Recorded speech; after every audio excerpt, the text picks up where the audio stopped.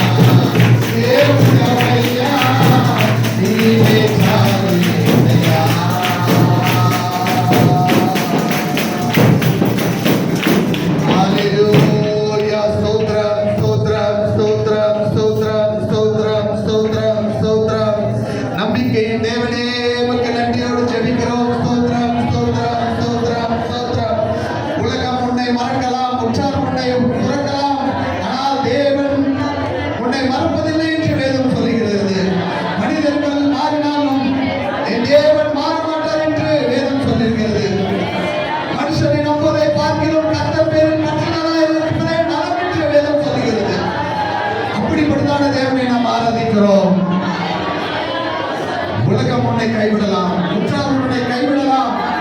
ஆனால் உன்னை நம்பின தேவன், நீ நம்பின தேவன் உன்னை கைவிட மாட்டார். ஹல்லேலூயா, ஸ்தோத்திரம், ஸ்தோத்திரம். ஹல்லேலூயா, ஸ்தோத்திரம், ஸ்தோத்திரம், ஸ்தோத்திரம், ஸ்தோத்திரம். ஹல்லேலூயா, ஹல்லேலூயா,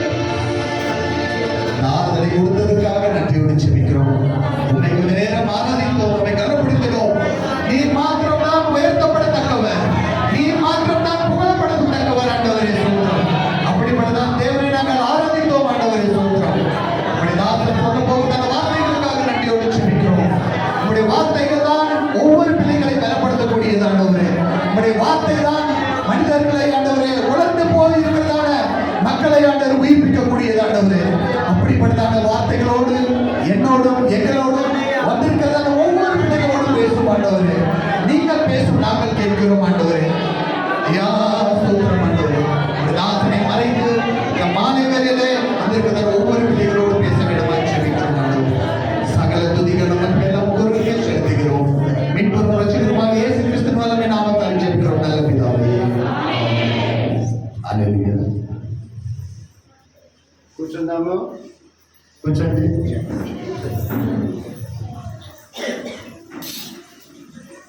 దేవుని పరిశుద్ధ నామానికి మహిమ కలుగునుగాక. ఆశీర్వదించబడిన ప్రత్యేకమైన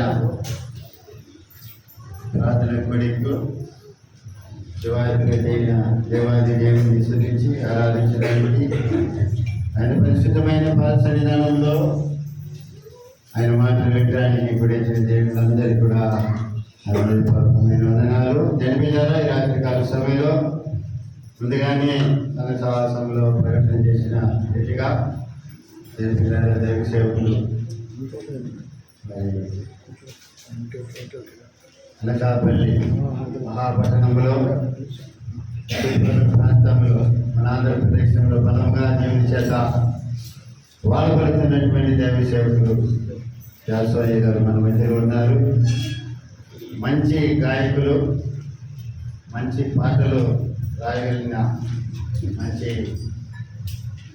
దైవ వరము పొందినటువంటి దేవుని సేవకులు దేవునిలాగా మరి ఆ సహోదరులు ప్రత్యేకమైన పాట పాడారు. ఆ పాట కూడా దేవుని సేవకులు రచించిన పాటే. ఇక అది కాకుండా మళ్ళీ చాలా పాటలు కూడా ఈ మధ్య రాశారు. మంచి విజయ ప్రసంగికులు మన మధ్యలో ఉండడం మనకి ఎంతో సంతోషము. దేవుని సేవకులు మన మధ్యలో దేవుని సందేశం అందించడం మనకు మన మధ్యలో సభలో పెద్దలు ఏసుకెళ్ళి ప్రార్థన చేస్తారు. తర్వాత దేవుని సేవకులకి సమయం ఇస్తారు.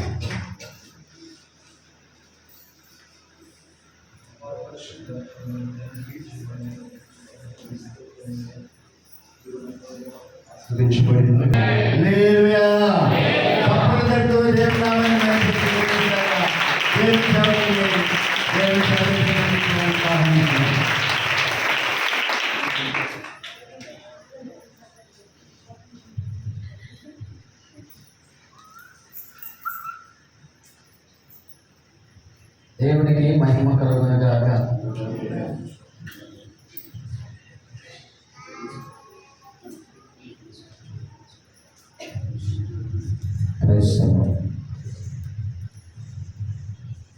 దేవునికి స్తోత్రం.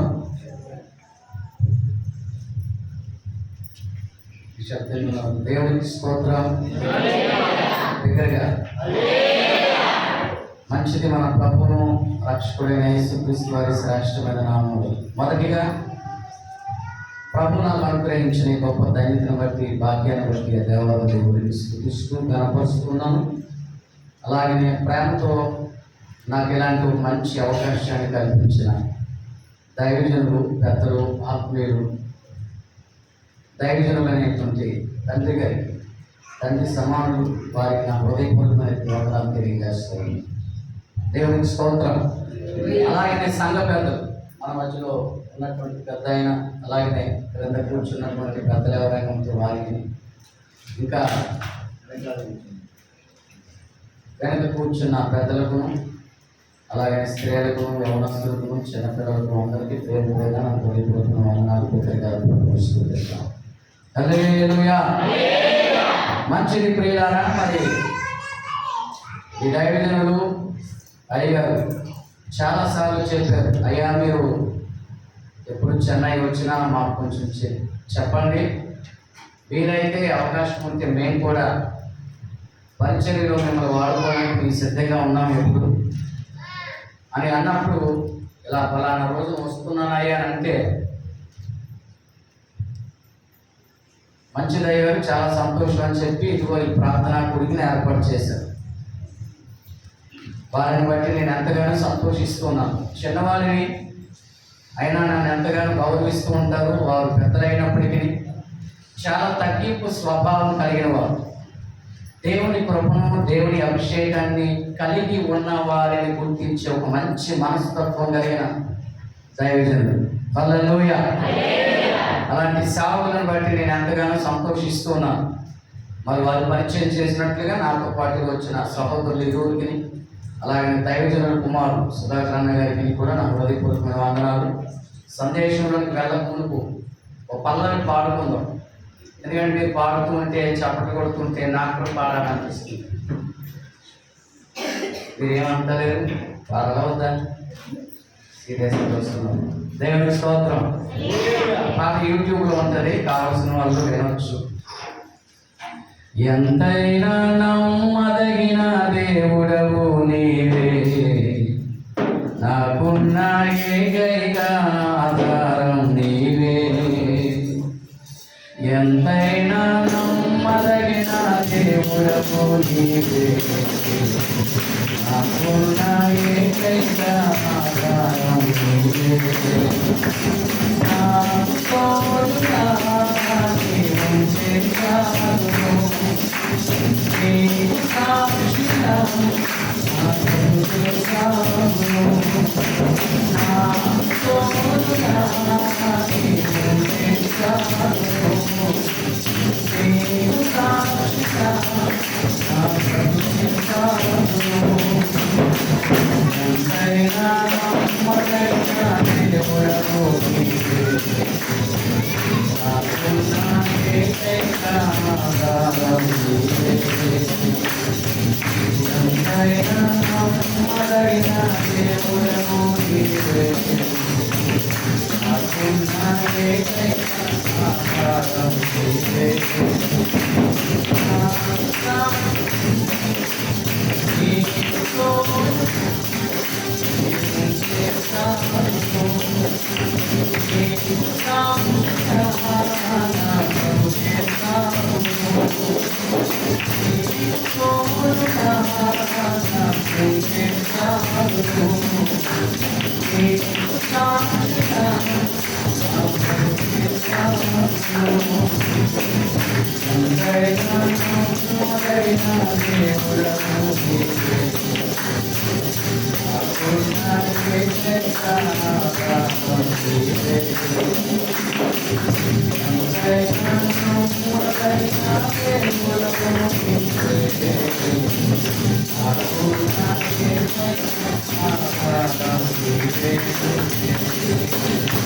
దేవునికి స్తోత్రం. చెబుదామా బిడ్డలుగా, హుషారుగా. సందేశంలోనికి వెళ్ళక మునుపు గారిని ప్రభువునందు స్తుతించి ప్రభువుని ప్రశంసించాలని నేను ఆశపడుతున్నా. ఎంత గట్టి కొడుతున్నా, మా వాళ్ళు కూడా సరిపోరేమో. దేవుడు మిమ్మల్ని గమనిస్తా ఉన్నా, మామూలు కొడతలేదు.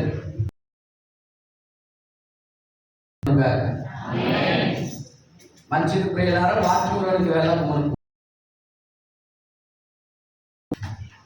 సమాధానం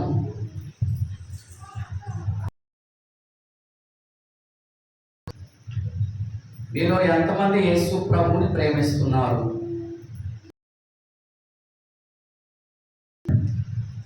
భాషాపరమైందా? ప్రభుని ప్రేమిస్తున్నారు. ప్రేమిస్తే చేతులు ఎత్తండి.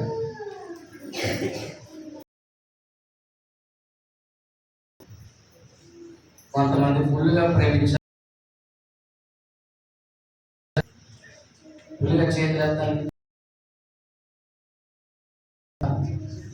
చాలా సంతోషం. ఈ పాట వచ్చి కదా, సరే మళ్ళీ పాడదాం. మళ్ళీ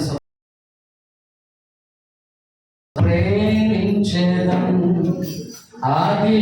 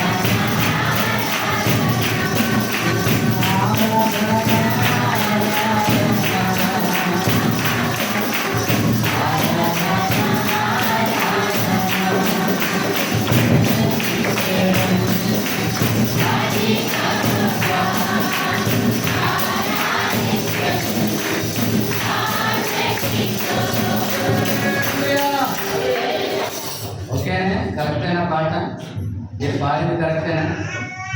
నేను వేసిన ప్రశ్న మీరు అందరూ చేతులు ఎత్తి చాలా పాడుతూ ఉంటాం యేసయ్యను ప్రేమిస్తూ ఉన్నట్లుగా. అయితే రాత్రి కొన్ని వాక్య భాగాలను మీకు చూపిస్తారు పరిశుద్ధ గ్రంథంలో నుండి. ఇప్పుడు మీరు ఏం చేస్తారంటే, చేతులు ఎత్తారు కదా అందరూ, ఆ చేతులు ఎత్తిన మీరంతా ఆ వాక్యానికి అనుగుణంగా మీ జీవితం ఉందో లేదో చూసుకోండి. అర్థమైందా? ఎందుకు అర్థమవుతుందా లేదా నా భాష? మరి ఏం మాట్లాడతలేదా? మీకు అర్థమైందని నాకు అర్థమైతే మీకు అర్థమయ్యేటట్లుగా వాక్యం నేను చెప్పడానికి, నాకు అర్థమన్నట్లుగా చెప్పడానికి ట్రై చేస్తాను. ఇది అర్థమైందా? దేవునికి స్తోత్రం. మీరంతా చేతులు ఎత్తారు కదా, పాడుతూ ఉంటాం కదా పాట. ప్రేమించడం ఎలా ఎలా మాట్లాడండి బ్రదర్స్. ఎలా? ఆ అధికమైన ప్రేమ నిజముగా మీ జీవితాలలో ఉందో లేదో నేను చెప్పను, డిక్లేర్ చేయలేను. నేను అడగటం వరకే, ప్రశ్న వేయటం వరకే. మీరు చేతులు ఎత్తారు కదా, వాక్యపు వెలుగులో ఉండి ఒకసారి పరీక్షించుకోనండి, పరిశోధించుకోనండి. నేను నిజంగా యేసయ్యను ప్రేమిస్తున్నానా? అసలు తక్కువ ప్రేమిస్తున్నా, ఎక్కువగా ప్రేమిస్తున్నానా? ఎలా ప్రేమిస్తున్నారు? ఎంత ప్రేమిస్తూ ఉన్నారు? ఏ విధంగా ప్రేమిస్తూ ఉన్నారు? వాక్యపు వెలుగులో నుండి దేవుడు మనతో మాట్లాడును గాక. ఆయన మాట్లాడుతూ ఉండగా మనం అందరము కూడా సరి చేసుకొనుదుము గాక. అయితే ఇలాంటి కొన్ని వాక్య భాగాలు మీతో మాట్లాడుతూ ఉన్నప్పుడు కొంచెం ఇబ్బందికరంగా ఉంటుంది. యాకోబు గారు రాసినటువంటి పత్రిక 1వ అధ్యాయము ఒకసారి చూడండి. అలాంటి సందర్భాలలో దేవుడు మనతో మాట్లాడుతున్నప్పుడు ఎలా వినాలో వాక్యాన్ని గురించిన ఆ ప్రస్తావనను ఇక్కడ యాకోబు గారు రాస్తారు. ఆ మాటను ఒకసారి చదువుదాం. యాకోబు గారు రాసినటువంటి పత్రిక 1వ అధ్యాయం 22వ వచనం, 21 చదవండి. ఎందుకనగా అందుచేత అమ్మ ఇవన్నీ ఒకటి చదువు సరిపోతుంది. అందుచేత సమస్త కల్మషమును ఆ, విర్రవీగుచున్న దుష్టత్వమును మాని ఆ, లోపల నాటబడి ఆ, మీ ఆత్మను రక్షించుటకు ఉమ్, శక్తిగల వాక్యమును ఆ. సాత్వికముతో అంగీకరించుడి. ఎలా అంగీకరించాలి? అందరూ చెప్పాలి. ఎలా అంగీకరించాలండి? సాత్వికముతో అంగీకరించగలిగితే శక్తి కలిగిన మన ఆత్మలను రక్షించగలిగిన వాక్యం మనల్ని ఆయన కొరకై సాక్షులుగా నిలబెడుతుంది. వాక్యాన్ని వినేటప్పుడు చాలా మందికి సాత్వికము ఉండదు, కోపం వచ్చేస్తూ ఉంటుంది. మా కోసమే చెబుతూ ఉన్నాడు పాస్టర్ గారు అన్నట్లుగా.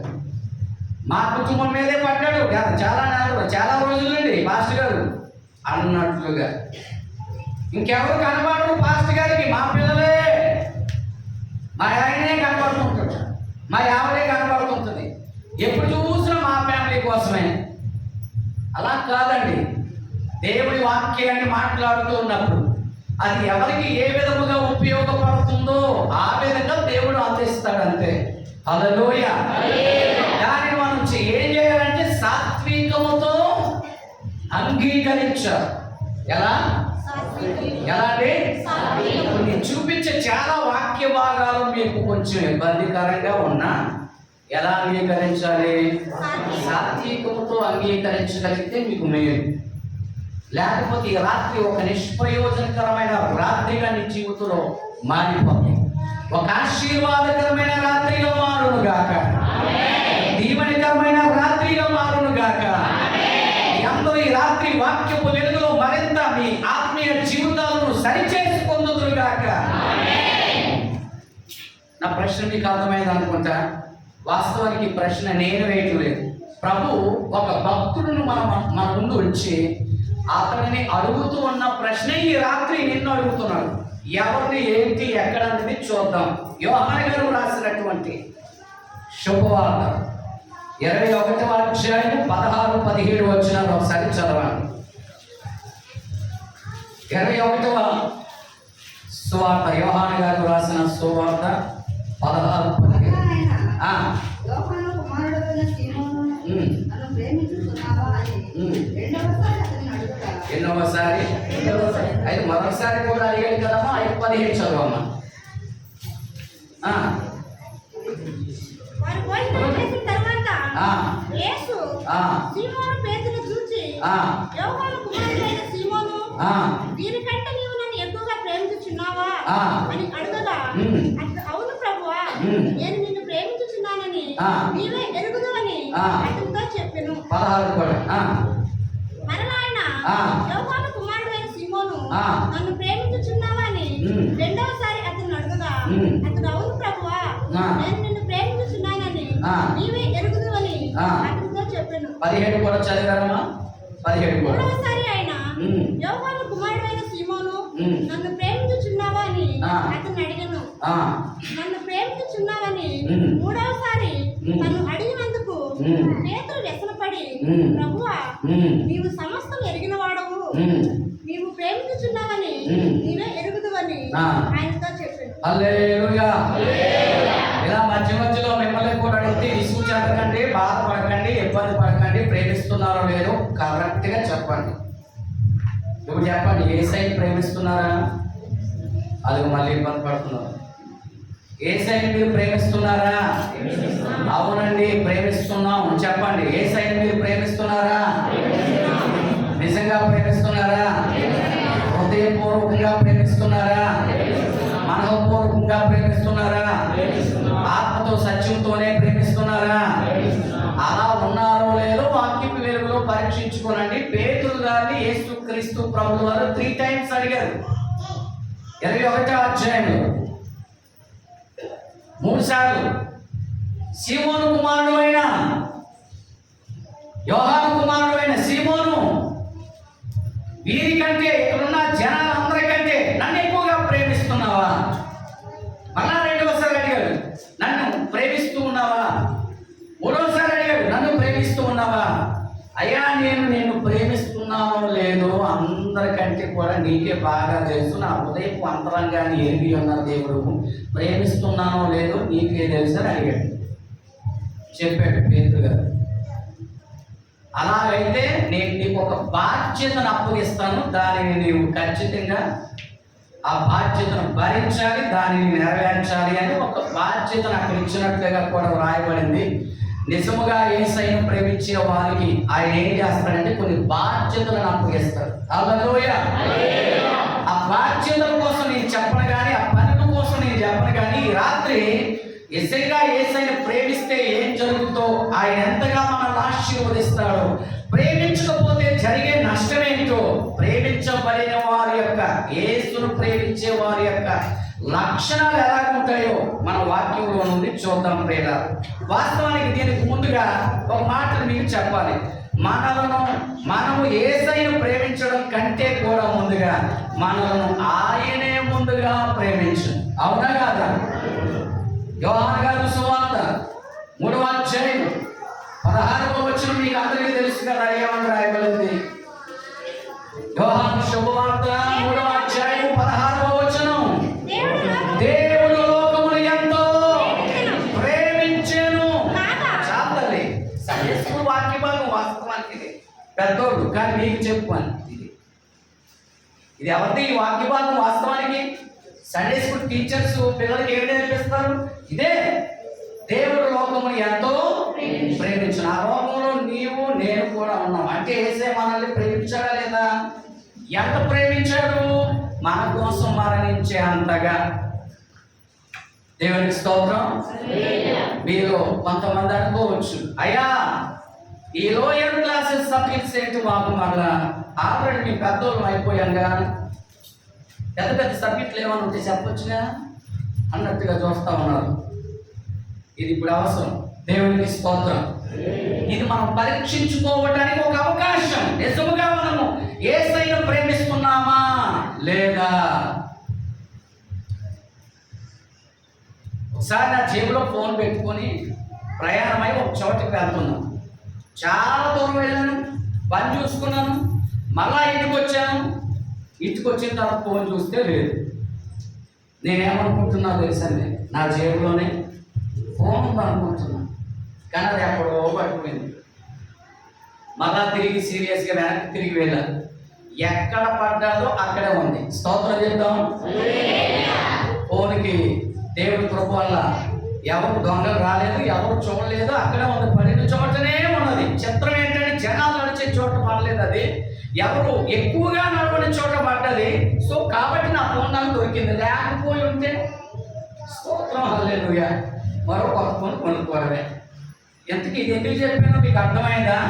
చాలాసార్లు మన వస్తువులు లేదా కొన్ని పరిస్థితులు బాగానే ఉన్నాయి, మా దగ్గరనే ఉన్నాయి అనే ఒక భ్రమలో కొనసాగిపోతూ ఉంటాం. కానీ అది ఎప్పుడో పోతుంది, ఎప్పుడో ఎక్కడో పడిపోతుంది. అప్పుడప్పుడు ఏం చేసుకుంటా ఉండాలి? చెప్పండి అయ్యా, చెప్పండి, ఏం చేయాలి? తప్ప చెక్ చేసుకోవడం తప్ప? దేవుని స్తోత్రం. పరీక్షించుకోవడం తప్ప? మీరు హాస్పిటల్కి వెళ్తే మీరు ఏదన్నా ఒకవేళ చెకప్ చేసుకుంటూ పోవాలి, అని డబ్బులు వస్తాయి. ఈ చెకింగ్కి ఏం అక్కర్లే. దేవుని స్తోత్రం. అవునా కదా? ఎంఆర్ఐ స్కానింగ్ చాలా డబ్బులు అవుతాయి అంట. నేను ఎప్పుడు చేసుకోలేదు. మరి అలాగే ఇంకేదైనా టెస్ట్ చేసుకుంటే, బ్లడ్ టెస్ట్ చేస్తే ఓర్గన చేస్తారు వాళ్ళు. హాస్పిటల్కి పోయినా శరీరానికి మన శరీరానికి కావలసినటువంటి దాని విషయమై దేనినైనా పరీక్షించమని మనము డాక్టర్ గారికి చెబితే డబ్బు తీసుకొని పరీక్షిస్తారు. నేనంటున్నా ఇలాంటి ఆధ్యాత్మికమైన పరీక్షకు డబ్బులే అక్కర్లేదు. దేవునికి స్తోత్రం. ఎప్పటికప్పుడే మన ప్రార్థనా జీవితాన్ని, ఎప్పటికప్పుడే మన విశ్వాసపు జీవితాన్ని, ఎప్పటికప్పుడే మన పరిశుద్ధ జీవితాన్ని, ఎప్పటికప్పుడే దేవునితో కూడినటువంటి ఉన్న సహవాసాన్ని మనం పరీక్షించుకోవడంలో తప్పేమీ లేదు. ఆ దిశగా, ఆ కోణంలోనే, ఆ మాదిరిగా మనం ఈరోజు దేవుడి మీద మనకు ప్రేమ ఉందో లేదో చూద్దాం, పరీక్షించుకుందాం, పరిశీలించుకుందాం. ప్రేమకి కొన్ని లక్షణాలు ఉంటాయి. ప్రేమ కలిగిన వారి జీవితాలు వ్యత్యాసంగా ఉంటాయి. అవన్నీ వాక్యపు వెలుగులో చూద్దాం ప్రియులారా. మొట్టమొదటిగా మీకు చెప్పాను కదా, మనం దేవుడిని ప్రేమించే దానికంటే ముందుగా ఆయన మనల్ని ఏం చేశాడు? చెప్పండి, ఏం చేశాడు? ఇంకొకటి అదే యోహాను గారు రాసినట్టు పత్రికలోనికి రండి, పత్రికలోనికి రండి. ఇప్పుడు శుభవార్త చూసాం ముందుగా, ఇప్పుడు పత్రికలోనికి రండి. 2వ అధ్యాయము యోహాను గారు రాసినటువంటి మొదటి పత్రిక 2వ అధ్యాయము 15-16 వచనాలు చదవండి. ఈ లోకమునైనను అమ్మ యోహాను గారు రాసిన మొదటి పత్రిక 4వ అధ్యాయం 10వ వచనం. సారీ,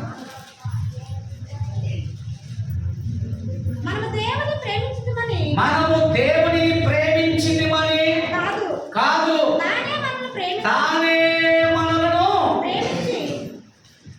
మొదట అని లేదా ప్రేమించి మన పాపములకు ప్రాయశ్చిత్తం ఉండుటకు తన కుమారుని పంపెను. దేవునికి స్తోత్రం. అందులో ఏమున్నది? తానే మొదట మనలను ప్రేమించును అని అదే యోహాను గారు రాసిన పత్రికలో మరో చోట ఉంటుందండి. తానే మొదట మనల్ని ఏం చేసను? ప్రేమించును. అంతగా తన ప్రాణాన్ని పెట్టే అంతగా, మన కోసం మరణించే అంతగా, మన కోసం మరణాన్ని జయించే అంతగా, సమాధిని జయించే అంతగా, మన కోసం పరలోకాన్ని ఇచ్చే అంతగా ప్రేమించిన యేసయ్యను మనం ప్రేమించాలంటారా వద్దంటారా? చెప్పండి, ప్రేమించాలా వద్దా? అలాంటి ప్రేమికులముగా మనం మారిపోవడముగా. ఏ ప్రేమికులము? దైవ ప్రేమికులము, దేవునిని ప్రేమించేవారము. అలా మనం ప్రేమించి దేవునిని కానీ మనం స్తుతించగలిగితే అది సార్థకమవుద్ది జీవితం. ప్రేమించకుండా మనం కానీ పాడేస్తే అర్థం ఉండదు ప్రియులారా, ఎలాంటి ఆశీర్వాదం కూడా ఉండదు. అందుకోసమే ఏదైనా ఒక పాట పాడేటప్పుడు పాటకి మన జీవితానికి సింక్ అవుతుందా లేదా చూసుకోవాలి.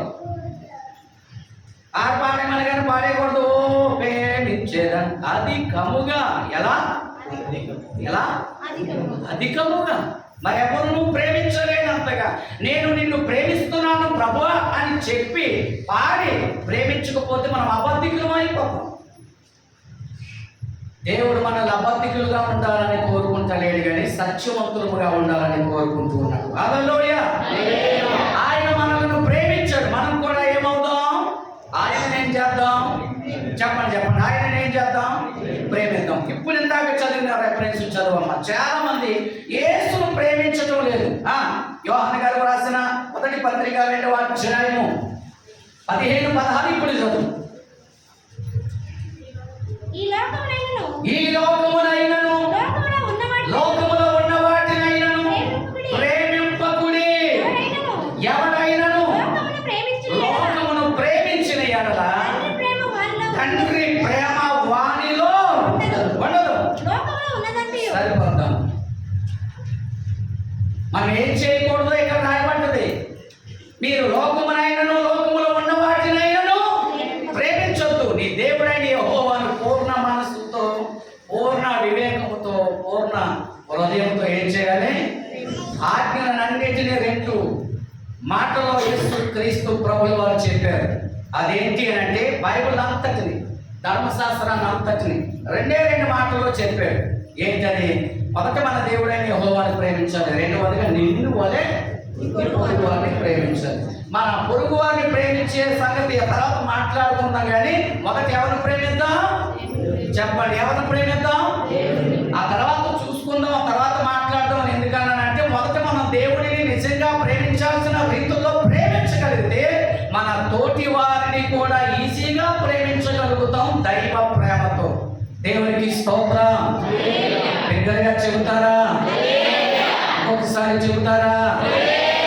కాబట్టి మనం మొదట ఎవరిని ప్రేమిద్దాం? చెప్పాలి చెప్పాలి. ఎవరిని ప్రేమించకూడదు అసలు? ఈ లోకమునైనను లోకములో ఉన్న వాటినైనను, పెద్దలని లేదు, చిన్నలని లేదు, యవనస్తులని లేదు. ఇప్పుడు దేవుడిని ప్రేమించే వాళ్ళు చాలా తక్కువైపోయారు. శారీరక ప్రేమతో లోకంలో ఉండేటువంటి మనుషులను ప్రేమించే వాళ్ళు ఎక్కువైపోయారు. వారిని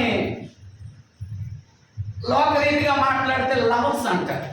ఏంటంట? లవ్ బర్డ్స్ అంటారు. ఒక సర్వే ప్రకారంగా ఏం తెలియదంటే ముఖ్యంగా యవనస్తులలో ప్రతి యవనస్తుడికి ఒక లవర్ ఉంటుందంట, ప్రతి యవనస్తురాలికి ఒక లవర్ ఉంటాడంట. కానీ దేవుని పిల్లలమైన మనం ఎవరిని ప్రేమించాలి?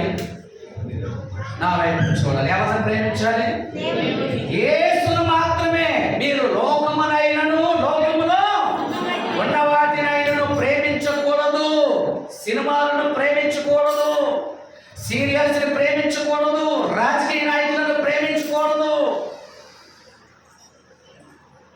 హీరోయిన్స్ హీరోలను ప్రేమించకూడదు, వస్తువులను ప్రేమించకూడదు, మరి దేనిని ప్రేమించకూడదు. మొదటి స్థానము దేవునిదై మన జీవితాల్లో ఉండాలి. హల్లెలూయా. మొదట మనము దేవునిని ప్రేమించగలిగితే మిగతా వాళ్ళతో మనం ప్రవర్తించాల్సిన రీతుల్లో వాళ్ళకి ఇవ్వాల్సిన స్థానం మాత్రమే ఇచ్చుకుంటూ దేవుడికి మహిమకరంగా బ్రతుకుతాం. లేకపోతే మార్గం తగ్గిపోతాం ప్రియులారా. ఈ రోజుల్లో ముఖ్యంగా చాలా మంది సెల్ ఫోన్స్ ప్రేమిస్తున్నారు. దేన్ని? ఏమున్నా ఇంట్లో ఉన్నా, తినడానికి ఉన్నా లేకపోయినా ఏముండాలి? Cell phone, touch phone. దానికే టచ్లో ఉంటున్నారు వీళ్ళు.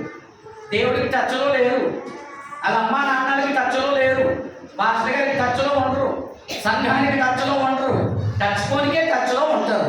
అందులో గేమ్స్, రీల్స్. యవనస్తులను అర్థమవుతుందా? నువ్వు దేన్ని ప్రేమిస్తున్నావు? యవనస్తుని మధ్య ఎలా తయారయ్యారంటే టచ్ ఫోన్ అర్జెంట్గా ఒక 25 ఒక 25,000, ఒక 30,000, ఒక 40,000 పెట్టి ఫోన్ కొని ఇవ్వకపోతే చచ్చిపోతానంట. నేను చచ్చిపోతా అర్జెంట్గా, నాకు కానీ ఫోన్ కానీ కొని ఇవ్వకపోతే. చాలా మంది మాట్లాడుతున్న మాటలు. నువ్వు దాన్ని ఎంత ప్రేమిస్తున్నావో చూడు ఒకసారి. మనము దేవునిని మాత్రమే ప్రేమించదుముగాక, మిగతా వస్తువులన్నిటిని వాడుకొనుదుముగాక. అర్థమైందా? భాషగారికి ఫోన్ లేదా? ఉడుకు ఉంది. నేను దీన్ని ఏం చేస్తాను? నేను దీన్ని ప్రేమించు, దీన్ని వాడుకుంటాను అంతే. మరి మీరేం చేయాలి? ఏం చేయాలి? వాడుకోవాలంతే. ఎంత మేరకు వాడాలో అంత మేరకు. ఫోన్ పిచ్చి బాగా పట్టేసింది. దాంట్లో మునిగిపోయి ప్రపంచంలో ఏం జరుగుతుందో కూడా తెలుస్తలేదు. వైరాల్లో వచ్చేసిన కానీ కథలు అసలేం పట్టించుకోరు. మనము లోకములో ఉన్న వాటినైనను ప్రేమింపకుందుముగాక, దేవుడిని మాత్రమే ప్రేమించుదుముగాక, దేవుడు ఆశించినట్లుగా మన పొరుగు వారిని కూడా ప్రేమించుదుముగాక. మనము నిజముగా యేసును ప్రేమిస్తే ఎలా ఉంటామో వాక్యపు వెలుగులో చూద్దాం ప్రియులారా. చదువుదాం. మొట్టమొదటిగా యోహాను గారు రాసినటువంటి సువార్తలో ఉండే 14వ అధ్యాయము 15వ వచనం ఒకసారి చదవండి. యోహాను గారు రాసినటువంటి, ఆయన ఎక్కువగా ప్రేమల గురించి వర్ణించాడు. యేసయ్య ప్రేమల గురించి ఎక్కువగా మాట్లాడాడు, రాశాడు. ఆయనను ప్రేమ అపోస్తులుడు అని కూడా మాట్లాడతారు. కాబట్టి ప్రేమల గురించి ఆయన ఎక్కువగా రాశాడు. కాబట్టి ఆయన రాసిన పుస్తకాల్లో నుండి చూద్దాం. 14వ అధ్యాయం 15. నీవు నన్ను ప్రేమించిన యెడల నా ఆజ్ఞలను, దేవునికి స్తోత్రం చెప్పండి, చెప్పండి. నువ్వు దేవుడిని నిజముగా ప్రేమిస్తూ ఉన్నావో లేదో ఇదొక టెస్ట్. ఈ టెస్ట్ చాలా మస్ట్. యూత్, అర్థమైందా? మేము నిజంగా యేసయ్యను ప్రేమిస్తున్నాం అని అంటున్నారా? Okay, very good. అయితే దానికి టెస్ట్ ఏంటి? అమ్మ ఏమని చదివారు మీరు నన్ను ప్రేమించిన యెడల మీరు నా ఆజ్ఞలను ఎంతమంది గైకొంటూ ఉన్నారు? ఎంతమంది దేవుడి మాటను అనుసరించి నడుచుకుంటూ ఉన్నారు? ఎంతమంది ఆ మాటల ప్రకారంగా వారి జీవితాలను కట్టుకుంటూ ఉన్నారు? అలా కట్టుకోగలిగితేనే, అలా వాక్యం ప్రకారంగా నడుచుకుంటేనే మీరు దేవుడిని ప్రేమించినట్టు. నోటి మాటతో చెప్తే సరిపోదు, పాట పాడితే సరిపోదు, కానుకలు ఇస్తే కూడా సరిపోదు. అలాగని కానుకలు వేయకుండా ఉండకండి. మళ్ళీ దానిని మానేయకుండా దీనిని కూడా చేయండి, దీనిని కూడా చేయండి, దాన్ని కూడా చేయండి. దేవునికి స్తోత్రం. ఇలాంటి మాట చెప్పినప్పుడు కొంతమందికి ఎంత సంతోషంగా ఉంటుందా? అమ్మయ్య, ఒక గొడవ వదిలిపోయింది. ఎంతవరకు కానుక ఇవ్వాలంటే, వెయ్యాలంటే ఎంత ఇబ్బందిగా ఉండేదో. పాస్టర్ గారి బాధ తట్టుకోలేక మేము వేస్తున్నాం అనేటట్లుగా కొంతమంది ఉంటారు.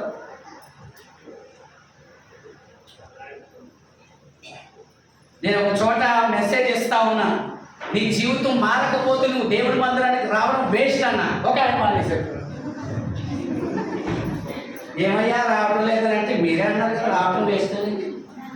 అంటే వచ్చిన తర్వాత వాక్యాన్ని విని దాని ప్రకారంగా నడుచుకోలేకపోతే, యేసు చెప్పినట్లుగా నీ బ్రతుకు మారకపోతే, మారేదానికి నీవు ఆసక్తి కలిగి ఉండకపోతే ఎన్నెన్నో వచ్చినా వేస్టే కదా. నీకు ఎలాంటి ఆశీర్వాదం రాదు. ఓ పెద్ద శిక్ష తప్ప విని విని విని కూడా దానిని పాటించకపోతే రెండంతల శిక్ష అని ప్రభు చెబుతా ఉన్నాడు. కాబట్టి రావడం మానేసి శిక్ష అని తప్పుతుంది అని ఒక సందర్భంలో చెప్తే మానేసాడు. అర్థమైందా? ఎంత అవుతున్నట్టు దేవుడి స్తోత్రం. ఇంకొంచెం హుషారుగా చెప్పండి. యేసును ప్రేమిస్తున్నారా? అయితే ఒక టెస్ట్ ఏంటది? మీరు ఆయన ఆజ్ఞలను ఏం చేయాలమ్మా? గైకొనాలి. ఆయన మాటలను ఏం చేయాలి? ఆయన ఆజ్ఞ ఒకటి ఏంటంటే అబద్ధములు ఆడకూడదు. మనం ఏం చేయకూడదు మరి చెప్పండి? అబద్ధాలు మాట్లాడకూడదు. ఆయన ఆజ్ఞ కాదా? ఆయన కట్టడా కాదా? చెడ్డవాటిని వేటిని చూడకూడదు. చూడకుండా ఉండాలా వద్దా? మాట్లాడదా? సమయాన్ని వ్యర్థపుచ్చుకూడదు. సమయాన్ని సద్వినియోగం చేసుకోవాలి, దుర్వినియోగం చేయకూడదు అని వాక్య భాగం ఉంది కదా ఒకటి. దాని ప్రకారం ఇప్పుడు మనం ఏం చేయాలి? సద్వినియోగం చేసుకోవాలా, దుర్వినియోగం చేసుకోవాలా? ఏ విధముగా సద్వినియోగం చేసుకోవాలో దేవుని సన్నిధిలో అడిగితే ఖచ్చితంగా దేవుడు మన సమయాన్ని సద్వినియోగం చేసుకోగలిగేటట్లుగా సహాయం చేస్తాడు. హల్లెలూయా. ఎన్ని ఆజ్ఞలు, ఎన్ని కట్టడలు, వాటన్నిటిని మనము కానీ గైకొనగలిగితే ఎంత ఆశీర్వాదమో ప్రియులారా. తదుపరి ఆ విషయాలను చెప్తాం. నిజముగా మనం యేసును ప్రేమిస్తే ప్రతి ఆజ్ఞను ఏం చేయాలి? పాటించాలి. ప్రతి కట్టడను ఏం చేయాలి? పాటించాలి. చాలా మంది పాటించారు. చాలా మంది దేవుడి మాటల ప్రకారంగా ఉండరు. మీరు చెప్పేది చెప్పండి ఫాస్ట్ గా వీళ్ళు చేసేది చేస్తుంటాం అంతే. మార్కు సువార్త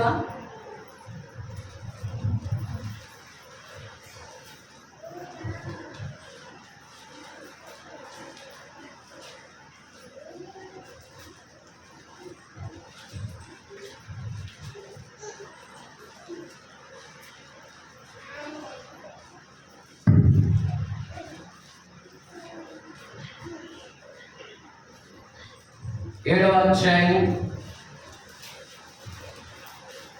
8.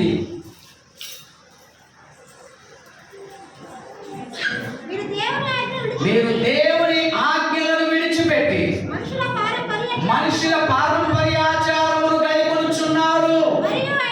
మరియు ఆయన మీరు మీ పారంపర్యాచారములు గైకొనుటకు దేవుని ఆజ్ఞను బొత్తిగా అలా క్రిందకు వెళ్తే దేవుని ఆజ్ఞను మీరు పాటించడం లేదు. మనుషుల యొక్క మాటలను మాత్రం ఎక్కువగా సీరియస్గా తీసుకుంటూ ఉన్నారు. వారి ఆచారాలను, వారి పారంపర్యమును మీరు పాటిస్తూ ఉన్నారు. దేవుని వాక్యాన్ని మాత్రం బొత్తిగా నిరాకరించేస్తూ ఉన్నారు అని దేవుడు బాధపడుతూ ఉన్నాడు. ప్రియులారా, వైపు చూడండి. ఈ రాత్రి ఒక ప్రశ్న వేసుకుందాం. నిజమే కదా, నేను దేవుని మాటలను అనుసరించి నడుచుకోగలుగుతూ ఉన్నాను. దేవుడు ఎన్నో రీతులుగా నాతో మాట్లాడుతూ ఉన్నాడు. ఎన్నో సందర్భాలలో దేవుడు నన్ను హెచ్చరిస్తూ ఉన్నాడు. ఎన్నో రీతులుగా దైవజనులను బట్టి కూడా కొన్నిసార్లు దేవుడు నాతో మాట్లాడుతూ ఉన్నాడు. కానీ నేను ఆయన మాటలకు లోబడలేకపోతూ ఉన్నాను, విధేయతను చూపించలేకపోతూ ఉన్నాను. నన్ను క్షమించు ప్రభువా, నీ మాటల ప్రకారంగా నడుచుకోకుండానే నేను నిన్ను ప్రేమిస్తూ ఉన్నాను అని మాత్రం చెప్పేస్తూ ఉన్నాను అని దేవునితో ఒక ప్రార్థన చేయగలిగితే ఈ రాత్రి దేవుని ఆజ్ఞలను పాటించే మనసు దేవుడు మనకి ఇస్తాడు. హల్లెలూయా. నిజముగా యేసును ప్రేమించేటువంటి హృదయాన్ని దేవుడు మనకు అనుగ్రహిస్తాడు. 15 చదివారు కదమ్మా, 21, 23 కూడా చదవండి. 21, 23 కూడా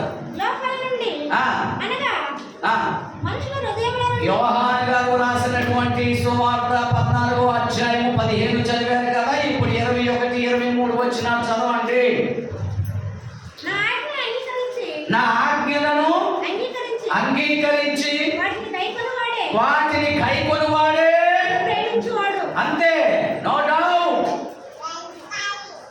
ప్రభు డిక్లరేషన్ చేసేసాడు, నిజముగా నన్ను ప్రేమించే వాళ్ళు ఎవరంటే నా ఆజ్ఞలను కైకొని నా ఆజ్ఞను అంగీకరించి వాటిని కైకొని వారే నన్ను ప్రేమించేవాళ్ళు. హల్లెలూయా. మీరెవరు యేసును ప్రేమిస్తున్నారా నిజముగా? లోకములో ఉన్న వాటిని కానీ ప్రేమిస్తున్నారా? అర్థం చేసుకున్నాండి, ఆలోచన చేయండి. 23 కూడా చదివేసామా? యేసు ఆ, ఒకడు నన్ను ప్రేమించిన ఎడల ఒకడు నన్ను ప్రేమించిన ఎడల వాడు నా మాటలను కైకొనును. వాడు నా మాటలను కైకొనును. అప్పుడు నా తండ్రి వానిని ప్రేమించును. చాలమ్మా, ఇక చాలు. ఎలా ఎన్ని వాక్య భాగాలు ఉన్నాయో ఒకటే సారాంశం. మనము నిజముగా యేసును ప్రేమిస్తే ఆయన మాటలను అనుసరించి కూడా మనం నడుచుకోగలుగుతాం. హల్లెలూయా. చూద్దాం దగ్గరగా. యేసును ప్రేమించే వారికి ఉండే మొదటి లక్షణం ఏంటంటే ఆయన మాటలను అనుసరించి నడుచుకునే లక్షణం. ఆ లక్షణం నీలో కనబడితే నువ్వు నిజంగా యేసుని ప్రేమించినట్టే. ఏ మాట నీకు వినిపించబడినా విన్న వెంటనే ఒప్పుకొని నీ పాపాలన్నిటిని విడిచిపెట్టి యేసు మాటకు విధేయత చూపిస్తే నువ్వు యేసును ప్రేమించిన దాన్ని, యేసును ప్రేమించిన వాడు. లేకపోతే నీకు నిజంగా ప్రేమ లేదు, పై పెదవుల నుండి వచ్చే మాటల వరకే, పాటల వరకే ప్రేమించేదని అధికముగా ఏ మనసుతో? పూర్ణ మనస్సుతో. సీరియస్గా వస్తున్నానే, బాగుపడాలి. పూర్ణ మనస్సుతో, పూర్ణ పాట పాడుతుంటే చూడాలి కొంతమందిని ఎంత ఇన్వాల్వ్ అయిపోతారో. ఎక్కడ వరకే మళ్ళీ బయటకు వెళ్ళిన తర్వాత లోకములో ఉన్న వాటిని ప్రేమిస్తూనే ఉంటారు. అలాంటి జీవితం మనకి దూరంగా ఉండను గాక. యేసును ప్రేమించే వారముగా మారిపోదుము గాక. యేసును ప్రేమించే వారిలో ఉండే మరొక లక్షణాన్ని చెప్పి కొంచెం ముందుకు వెళ్తా. మీరు నా వైపు చూస్తూ వినండి. ఒక భర్త ఒక భార్య నిజంగా ఒకరినొకరు బాగా ప్రేమించుకుంటూ ఉన్నారనుకోండి, ఒకరినొకరు దూరం కాగలుగుతారా? హలో, పెళ్ళిళ్ళు అయిన వాళ్ళు చెప్తలేరు, అవైన వాళ్ళు చెప్తలేరు. ఒక భర్త భార్య నిజంగా ప్రేమించుకున్నారే అనుకోండి, వాళ్ళు ఒకరినొకరు దూరంగా ఉండగలుగుతారు. అమ్మా సరళమ్మా, ఏ చేపలు దూరంగా ఉండగలుగుతావా చెప్పరా? నిజమైన ప్రేమకి మరొక గుర్తు ఏంటంటే వాళ్ళిద్దరూ ఒకరినొకరు ఎడబాసి ఒకవేళ పొరపాటున ఎక్కడికైనా వెళ్ళాల్సి వస్తే ఈ అమ్మ ద్వారబంధుల దగ్గర నిలబడి ఎన్నిసార్లు చెప్తుందో, తొందరగా వచ్చి వచ్చేస్తావు కదా, తొందరగా వచ్చి ఇలా వెళ్ళి వెళ్ళగానే కొంతమందికి ఒక అలవాటు ఉంటుంది. హలో, ఎక్కడున్నావు? వచ్చి తొందరగా వచ్చేసి తొందరగా. ఇదే నిజముగా ప్రేమ ఉంటే ఇలా ఉంటుందండి. దేవునికి స్తోత్రం. ప్రేమగా లేకపోతే నువ్వు ఎక్కడికైనా పోయేమన్నావు సాగు, నాకైనా అవసరం. నేను మరొక దానిని ప్రేమిస్తున్నాను, మరో వస్తువు మీద నేను ప్రేమ కలిగి ఉన్నా, అది నా దగ్గర ఉంటే చాలు. ఇప్పుడు ఈ రోజుల్లో చాలా మంది భర్తలకి భార్యలు ఎవరంటే ఫోన్లే. చాలా మంది భార్యలకి భర్తలు ఎవరు అంటే ఫోన్లే. ఇప్పుడు ఈ ఫోన్లలో పడి మిగతాయన్నీ మర్చిపోయారు. బంధుత్వాలు, బంధాలు, ప్రేమలు, అనురాగాలు ఇవన్నీ ఇల్లే. ఏ కుటుంబంలోనూ ఏ జీవితంలోనూ ఇల్లే. ఏం లేవు. నిజమైన ప్రేమకు మరొక నిదర్శనం, వారితో సహవాసం చేస్తాం. హల్లెలూయా. ఒక సంబంధమైన ప్రేమకు చూడండి, అసలు తట్టుకోలేదు. కనబడకపోతే ఒకరినొకరు ఒక రోజు ఒక క్షణం వాళ్ళకి ఎలా ఉంటుంది? యుగాలుగా, తరతరాలుగా, ఎంతకాలమైందో నిన్ను చూసి అన్నట్లుగా కొద్దిసేపు కనబడకపోతే ఏంటప్పటికీ గిలగిల కొట్టేసుకుంటారు కొంతమంది. వాడు అంటున్నాడు, ఆ పిల్లని అంటాడంట, ఫోటోమైన పంపించి అంటున్నాడు, ఫోటోని పంపించి ఏంది రాయండి ఫోటో పంపించేది అని అలా చూసి ఒక్కటే గుర్తుకుడు చూడకుండా ఉండలేరు అనమాట. ఇది లోక సంబంధమైన ప్రేమ. నేను ఇక్కడ మళ్ళా యేసు దగ్గరికి వస్తూ ఉన్నాను, మన దేవుని దగ్గరికి వస్తూ ఉన్నాను. అలాగే ఆ మాదిరిగానే నువ్వు నిజంగా యేసుని ప్రేమిస్తే దేవుడికి దూరంగా ఉండలేవుగా. దేవుడికి ఎలా ఉంటాం? దగ్గరగా. దేవునికి స్తోత్రం. దగ్గరగా చెబుదాం. ఇలాంటి పాటలు కూడా ఎన్నో పాడుతూ ఉంటాం, కానీ దూరంగానే ఉంటాం. యేసు దేవుడికి దూరంగానే ఉంటాం. ప్రార్థనాత్మ ఉండదు.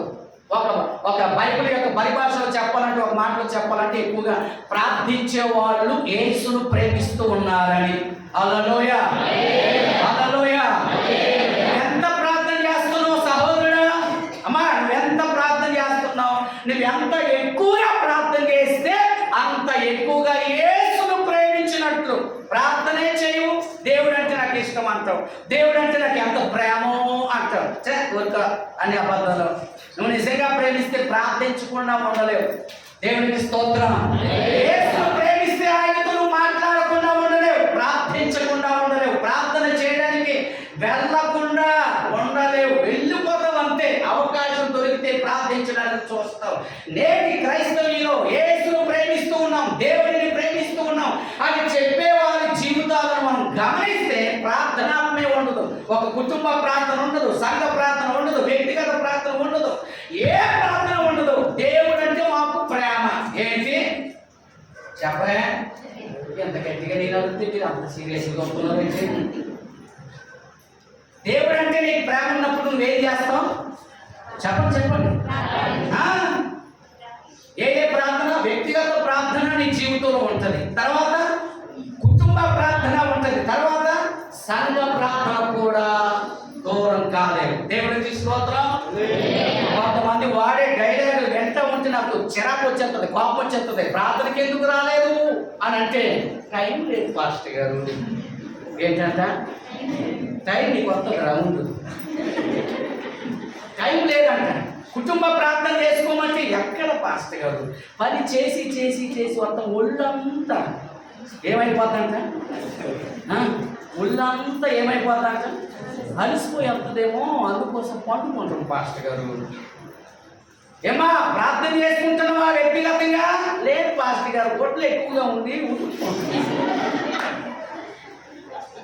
ఎక్కడ ఏడ పని చేసి ఏడ ప్రార్థన పోవడం పని పని చేసి చేసి చేసే కాడికే అయిపోతుంది నా సంగతి. అందుకోసం ప్రార్థన చేయడానికి అసలు వీలు కావట్లేదు పాస్టర్ అయ్యా. సాగది ఎత్తా ఉంటారు. నిన్ను ఒక్కసారి సాగదీస్తే ప్రభు అప్పుడు అర్థమైంది. దేవునితో సహవాసము చేయుదుముగాక, దేవునితో మాట్లాడుదుముగాక, అలాంటి ప్రేమ మనము కలిగి ఉందుదుముగాక.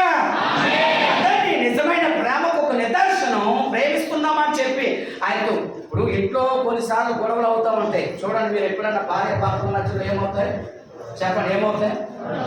ఒక్కరోజు 2 రోజులు నిజంగా ప్రేమ కలిగినప్పుడు మాట్లాడుకోరు. మీరు చూడండి, ఈ 2 రోజులు మాట్లాడుకోరు కానీ అమ్మ సరళమ్మా, కానీ ఇండైరెక్ట్ గా అన్ని సాగుతుంటాయి. మీ నాన్న కోరగా తీసుకున్నామ్మా అని చెప్తాడు. మొత్తానికి ఇండైరెక్ట్ గా కనెక్ట్ లో ఉంటుందా అమ్మ? యో మీ అమ్మకి చెప్పు, రేపు నీ డ్యూటీకి పోతున్నా, క్యారేజ్ కట్టమని చెప్పు అని అంటానంటరా. మొత్తానికి 2 రోజులే, 1 రోజే మహా అయితే. 3వ రోజు వాళ్ళు మాట్లాడుకోకుండా ఉండలేరు. ఇది నిజమైన ప్రేమ అంటే. దేవునికి స్తోత్రం. యేసును కూడా మీకు అర్థమయ్యే ఉంటుంది. యేసును కూడా ప్రేమిస్తే ఎన్ని అడ్డులు వచ్చినా, ఎన్ని ఆటంకాలు వచ్చినా ప్రార్థించకుండా ఉండలేవు. హల్లెలూయా. వ్యక్తిగతంగా, కుటుంబ పరంగా, సంఘ పరంగా ప్రార్థించడానికి పరిగెడుతూనే ఉంటావు. అలాంటి వారే నిజమైన క్రైస్తవులని. ప్రార్థనే ఉండదు. యేసయ్యను మేము ప్రేమిస్తున్నామని మాట్లాడితే సోది కబురు కాదది, అబద్ధం కాదు అది. యేసును ప్రేమిస్తే ప్రార్థించే స్త్రీవై ఉంటావు. యేసును ప్రేమిస్తే ప్రార్థించే పురుషుడివై ఉంటావు. యేసును ప్రేమించే నిజమైన సంఘం ప్రార్థించే సంఘం. హల్లెలూయా. ప్రార్థన లేని సంఘం, ప్రార్థన లేని జీవితం, ప్రార్థన లేని కుటుంబాలు క్రైస్తవులు ఎలా అవుతారండి? ఎలా అవుతుంది చెప్పండి, నాకు అర్థం కాదు. అవన్నీ ఒట్టి అబద్ధాలే. దేవుడితో సహవాసము చేయుదుముగాక.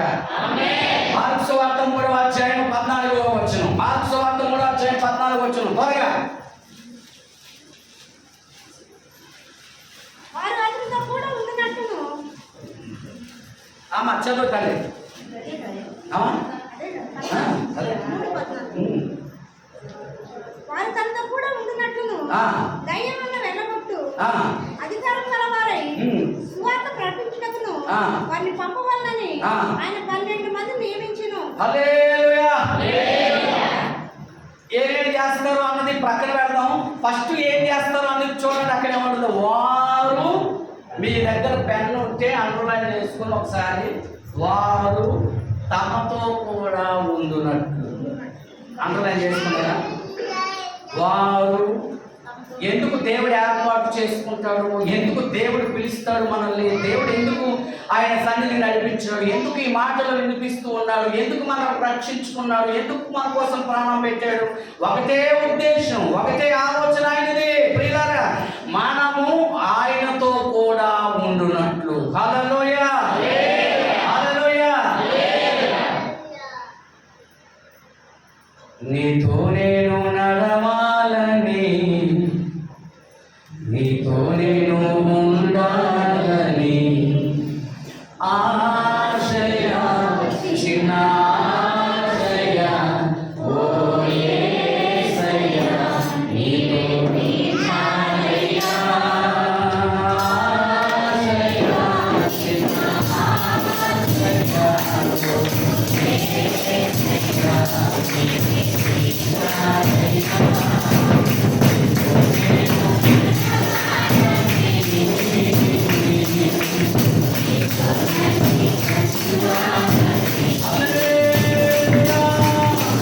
మనం ఎవరితో ఉండాలి? యేసుతో. యేసుతో ఉన్న వారికి లోకంతో ఏ పని, లోక సంబంధమైన కార్యకలాపాలతో ఏ పని, లోక సంబంధమైన విషయాలలో తలదోర్చటం ఎందుకంటారో నాకు అర్థం కాదు. చెప్పండి. దేవుడితో లేకపోతే మనం జీవించలేము. దేవుడితో మన కుటుంబం లేకపోతే ఈ భూమి మీద దేవునికి మహిమకరంగా బ్రతకలేము. మీరు అడగొచ్చు, పాస్టర్ గారు దేవుడిని నమ్ముకోలేని వాళ్ళు బ్రతకటం లేదా? వాళ్ళ బ్రతుకు వేరు, మన బ్రతుకు వేరు. మనం ఈ భూమి మీద దేవుడితో జీవించాలి. రేపు పరలోకంలో కూడా దేవుడితోనే ఉండాలి. హల్లెలూయా. నేనేమంటానంటే, పరలోకంలో యుగాలు తరతరాలు దేవుడితో నువ్వు నివాసం చేయాలంటే, దేవుడితో ఉండాలంటే, ఇక్కడ ఈ భూమి మీద బ్రతికినంతకాలం దేవుడితో ఆధ్యాత్మికమైన సహవాసాన్ని కలిగి ఉండాలి. ఎక్కడ కలిగి ఉండకపోతే దానిని మనం పొందుకోలేము. నిజమైన ప్రేమకు రెండవ నిదర్శనం, రెండవ గుర్తు ఏంటంటే సహవాసం. చెప్పండి ఏంటది? మొదటి గుర్తు ఏంటి? ఆయన ఆజ్ఞలను పాటిస్తాం. చెప్పండి నాతో కలిసి, ఆయన ఆజ్ఞలను పాటిస్తాను. రెండవదిగా దేవుడితో సహవాసం చేస్తాను. కాబట్టి ప్రియులారి, రెండు మీలో ఉన్నాయో లేదో ఒకసారి చూసుకోనండి. నా సమయం అవుతూ ఉన్నది, నేను తొందరగా ముందుకు వెళ్తా. దేవుడిని ప్రేమించే వారికి రెండు లక్షణాలు ఉండాలి. ఇలాంటి లక్షణాలు మనలోనికి దేవుడు తీసుకుని వచ్చును గాక. ప్రార్థించే సంఘముగా మన సంఘము ఉండును గాక. ప్రార్థించే కుటుంబాలుగా మన కుటుంబాలు ఉండును గాక. ప్రార్థించే వ్యక్తులుగా మనం మారిపోవదుము గాక. ఆయనతో అలా సహవాసం చేస్తే లోక సంబంధమైన ఆలోచనలు మనకు ఎందుకు వస్తాయి? అలా మనం ఆయనతో సహవాసం చేస్తే సైతాను శక్తులు మనల్ని ఎందుకు కదిలేస్తాయి? అలా ఆయనతో మనం సహవాసం చేస్తే లోక సంబంధమైన విషయాలలో ఎందుకు తలదూరుస్తాం?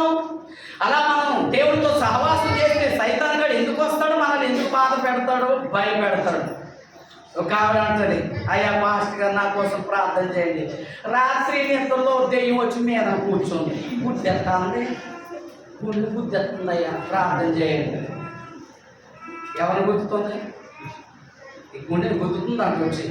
అసలు గుద్దే వరకు నేను ఎందుకు అవకాశం ఇచ్చావు నాకు అర్థం కాదు. అసలు దేవుడు ఉంటే అది ఎందుకు వస్తుంది అసలు నాకు అర్థం కాదు. దేవుడికి స్తోత్రం. దేవుడు ఉన్న చోటికి చీకటి కార్యాలు రావు. ఆమేన్. దేవుడు ఉన్న చోటికి సైతాను రాడు. అల్లంత దూరాన చూసి ఎక్కడ మన ఆటలు సాగవు అని చెప్పేసి వెళ్ళిపోతాడు. అవునా కదా? మరి దేవుడి ప్రజలు అనబడే వాళ్ళ దగ్గరికి దెయ్యాలు వస్తుంటే నాకు అర్థం కాదు ఎందుకో. సమయం అయిపోతుంది. దేవుడిని ప్రేమిస్తే ఈ లక్షణాలు కలిగి ఉండాలి. రెండవదిగా దేవుడిని ప్రేమిస్తే ఆశీర్వాదం ఏంటో చెప్పేసి తొందరగా ముగించేస్తా. చదువుకుందాం. సామెతల గ్రంథం 8వ అధ్యాయం 21వ వచనం. త్వరగా చదవమ్మ తల్లి. సామెతల గ్రంథం 8వ అధ్యాయం 21వ వచనం. నన్ను ప్రేమించు వారిని ఆస్తికి కర్తలుగా చేయుదును, వారిని నిధులను నింపుదును. హల్లెలూయా.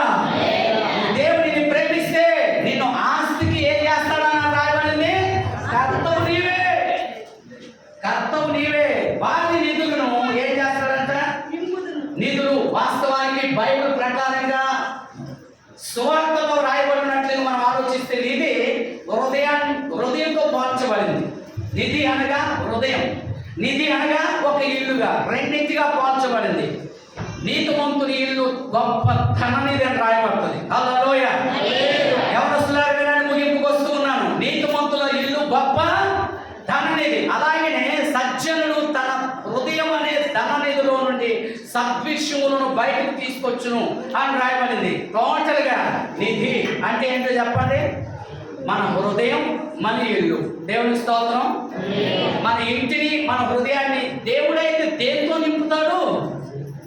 ఆయన ప్రేమతో నింపుతాడు, ఆయన క్షమాగుణంతో నింపుతాడు, ఆయన దయతో నింపుతాడు, ఆయన కృపతో నింపుతాడు, ఆయన అభిషేకంతో నింపుతాడు. దేవుడైతే మన ఇళ్లను నెమ్మది సమాధానంతో నింపుతాడు. హల్లెలూయా.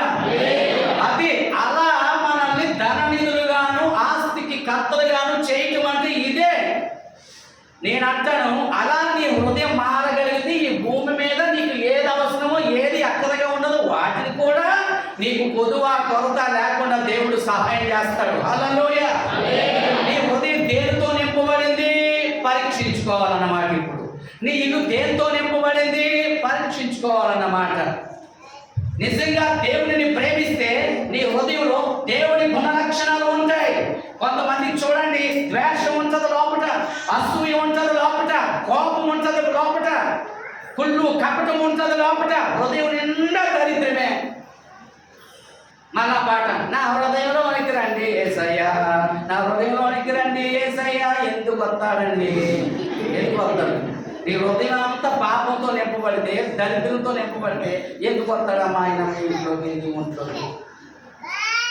నువ్వు నిజంగా యేసును ప్రేమిస్తే యేసు యొక్క గుణ లక్షణాలు నీలోనికి వచ్చేస్తాయి. హల్లెలూయా. చాలా మందికి పాత కక్షలు పోవు, పాత కోపాలు పోవు. పెళ్ళైనప్పుడు ఏమన్నారో అవతలలో బాగా గుర్తుండిపోతాయి, కానీ వాక్యం గుర్తుండదు వీళ్ళకి. నువ్వు ఆ రోజు ఏమన్నావో ఎక్కడ గుర్తుండిపోయింది, ఎక్కడ గుర్తుండిపోవలసింది అది కాదు, దేవుని వాక్యం. దేవునికి స్తోత్రం. దేవుని మనస్సు కలిగి మనము బ్రతుకుదుము గాక. మనల్ని చూడగానే, మన మాటలను చూడగానే, మన నడకను చూడగానే, మన ప్రవర్తనను చూడగానే మనం అందరము కూడా దేవుని పిల్లలమని అవతలోళ్ళు ఈజీగా గుర్తుపట్టగలగాలి. మన వస్త్రధారణ, మన నడక, మన హెయిర్ స్టైల్, ప్రతిదీ కూడా మన లైఫ్ స్టైల్ మొత్తం మన హృదయంలో నిండి ఉన్న దానిని బట్టే ఇవన్నీ తయారవుతాయి. అర్థమైతే స్తోత్రం చెప్పండి, చెప్పండి. అర్థమైందండి. చాలా మంది డ్రెస్ కోడ్కి అంత ఏమి ఆలోచన చేయరు. అసలు డ్రెస్ సెన్స్ ఉండదు అన్నమాట. నేను అంటాను, నీ డ్రెస్ నీ ఆధ్యాత్మిక అడ్రస్. దేవుని స్తోత్రం. ఎలాంటి డ్రెస్ వేసుకుంటావో, యూత్ బాబు జీన్ ప్యాంట్లు ఎలా ఉంటున్నాయో చూసుకుంటారో బాబు. ఒకసారి ఫస్ట్ నేను ఒకరిది జీన్ ప్యాంట్ చూశాను. అది అమ్మ ఉతికి ఆరేసినప్పుడు కుక్కలుగా సిక్కినయ్యేమనుకున్నాను. మొత్తం సిరిగిపోయే ఉన్నది. అదేంట్రా అంటే ఫ్యాషన్ అంట. ఏంటి? ట్రెండ్ ఫాస్ట్ గారు, నవ్వు న్యూ ట్రెండ్. ట్రెండ్కి బయట కాకూడదు. ఒకప్పుడండి డబ్బులు చాలా తక్కువగా ఉండేవి, బట్టలు నిండుగా ఉండేవి. ఇప్పుడు డబ్బులు ఎక్కువగా అయిపోయాయి, బట్టలేమో చిన్నగా అయిపోయాయి. స్లీవ్లెస్, ఏంటంట స్లీవ్లెస్, అన్ని లెస్లే, చివరికి బుర్ర లెస్. మా చెల్లి ఒక ఆమె ఉన్నది, మెషిన్ కొడతా ఉంటుంది, బట్టలు కొడతా ఉంటుంది, సన్నక్కల. మరి ఆమె ఎలాంటిది కొడుతుందో తెలియదు. కానీ మా చెల్లి దగ్గరికి ఒక ఆవిడ వచ్చింది, మన జాకెట్ ఇచ్చాను కదా, జాకెట్ ఇచ్చేసాయని ఇచ్చింది. కుట్టి చూసుకుంటా ఉన్నది అక్కడే. నేను ఆడనే కూర్చున్నా, చూసుకుంటా ఉన్నది. నీకు ఏం చెప్పాను, ఏం కుట్టమను, నువ్వేం కుట్టావు, ఇదా మోటార్ కుట్టింది అని అంటే ఏం చెప్పావంటే కిటికీలు మనం కదా జాకెట్కి. ఏంటంట కిటికీలా? కిటికీలు ఏంటి అంటే మంచి కిటికీలు కూడా వేస్తున్నారు. నేను మనసులో అనుకున్నా, బయట కనకూడదు కదండి. మళ్ళా అమ్మ డోర్లు కూడా ఎత్తుకో అమ్మ, కొంచెం పెద్దగా ఉంటుంది. ఇంకా కిటికీలు ఏంటారు నాకు అర్థం కాదు.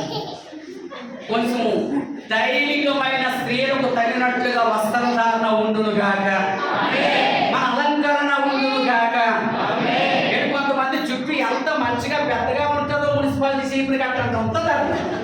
అది కత్తిరించి కత్తిరించి కత్తిరించి కత్తిరించి కొత్తిమీర కట్టంత చేస్తారు. ఏంటి స్టైలు? నేనేమంటున్నానంటే మన హృదయాలలో ఏదైతే ఉంటుందో అదే మన బయట కూడా ఉంటుందండి. అర్థమైందండి? మన బయట కూడా అదే ఉంటుంది.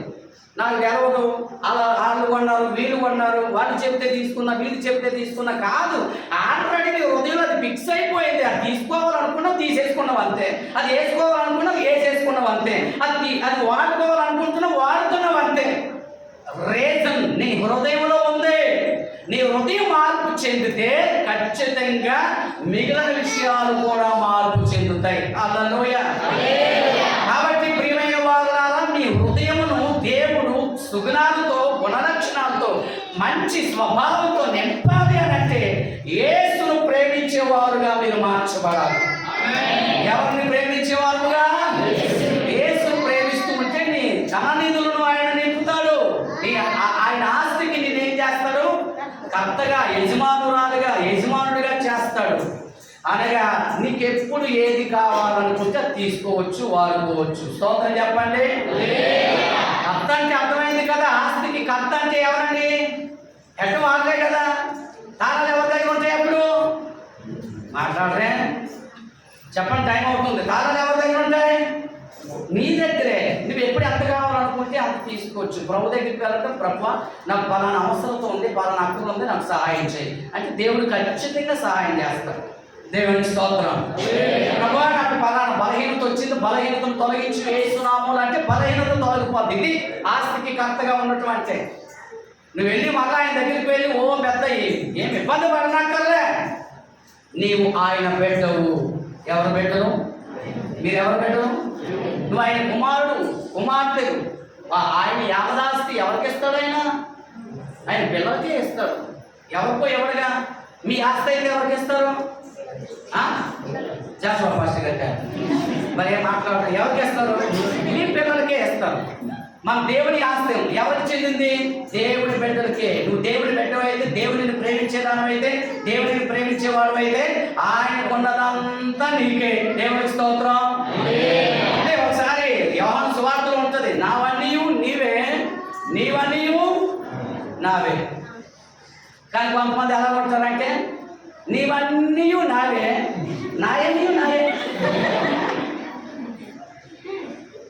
నీ అన్నీ నావే, నాయి కూడా నీకేమేమో. మళ్ళీ పాట ఏమని వేలాది నదులంత విస్తార తైలము నీకిచ్చిన చాలునా.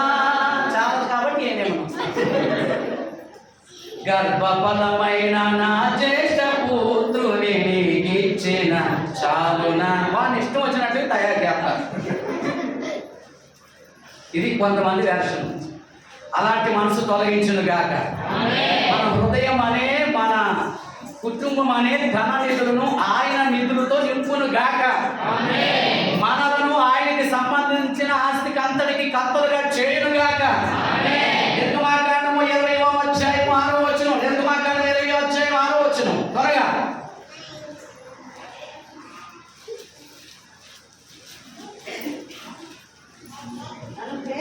నన్ను ప్రేమించి